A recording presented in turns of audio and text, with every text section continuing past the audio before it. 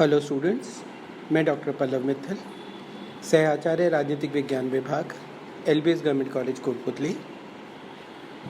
आज आपको BA third year paper 1 में अरस्तू के बारे में और अरस्तू के न्याय संबंधी सिद्धांत के बारे में बताऊंगा। अरस्तू के गुरु प्लेटो ने न्याय को राज्य का आधार माना था। अपनी पुस्तक रिपब्लिक में वो अपने न्याय के सिद्धांत के बारे में विस्तार से बताता है। प्लेटो की ही भांति अरस्तू ने भी न्याय को राज्य का मूल तत्व माना है, जिसके बिना कोई भी राज्य व्यवस्था लंबे समय तक टिकी नहीं रह सकती। परंतु जहाँ प्लेटो नैसर्गिक योग्यता के अनुसार कार्य करने को न्याय मानता है, वहीं अरस्तू ने कहा कि न्याय सद्गुण का व्यवहारिक रूप है। अब हम बात करते हैं कि अरस्तू का न्याय से अभिप्राय क्या है। अरस्तू ने कहा है कि न्याय समस्त सद्गुणों का समूह है। सद्गुण जब कार्य रूप ग्रहण कर लेते हैं तो उसे न्याय कहा जाता है। उदाहरण के लिए, विवेकी होना सद्गुण है, परंतु विवेक के अनुसार काम करना न्याय है। न्याय सामाजिक भी है और राजनीतिक भी। यह कानून और नैतिकता से मिलकर बना है, जो राजनीतिक समुदाय के लिए मार्गदर्शक का काम करता है। अरस्तू ने अपने न्याय संबंधी विचारों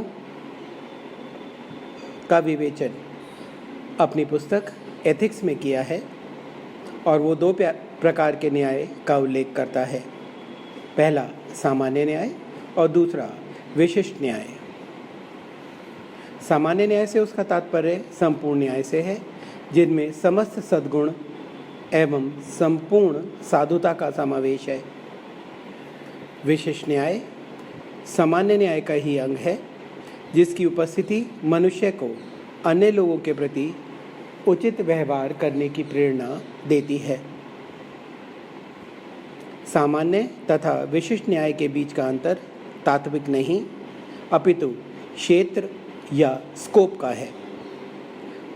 अरस्तू ने विशिष्ट न्याय शब्द का प्रयोग सामाजिक व्यवहार के संदर्भ में किया है, जहां व्यक्ति कानून पालन का यथोचित पालन करते हुए अपने लिए उचित मात्रा से अधिक सुविधाओं की कामना करता ही नहीं है। अरस्तू ने विशिष्ट न्याय को दो भागों में विभाजित किया है।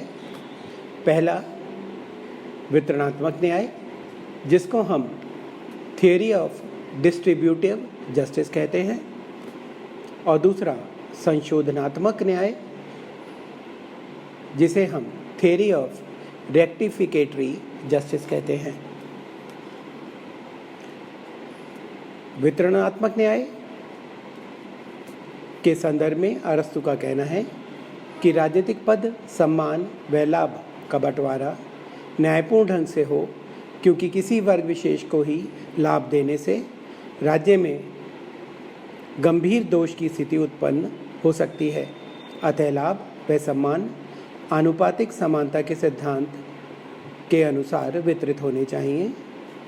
न्याय प्रत्येक को उसकी योग्यता व पात्रता के अनुसार भाग सुनिश्चित करने में है। प्राचीन यूनानी नगर राज्यों में पद, लाभ और सम्मान का नागरिकों में वितरण का चलन था, जहां राज्य नागरिकों में संपत्ति का भी वितरण करता था।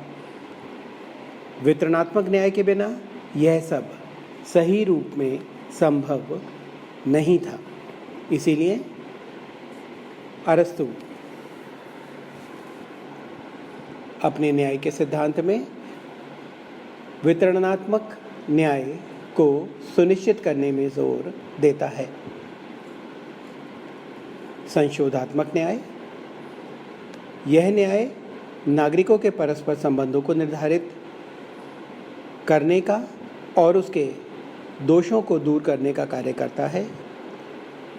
यदि कोई भी व्यक्ति संविदा या समझौते को तोड़ता है या किसी अन्य व्यक्ति को हानि पहुंचाता है तो राज्य न्यायालय के माध्यम से उस दोष को दूर कर उसकी भरपाई करता है। संशोधात्मक न्याय का मूल उद्देश्य पीड़ित पक्ष के कष्ट का परिशोधन करना है। अगर हम प्लेटो और अरस्तु के न्याय की अवधारणा की तुलना करें तो दोनों के बीच कुछ मूल अंतर हैं। जैसे कि प्लेटो का न्याय कर्तव्यमूलक है जबकि अरस्तु का अधिकार मूलक है। प्लेटो ने अपने न्याय के सिद्धांत में कार्य विभाजन को महत्व दिया है और सभी को अपना सुनिश्चित कार्य करने पर जोर दिया है, जबकि अरस्तु आनुपातिक समानता का पक्ष लेता है।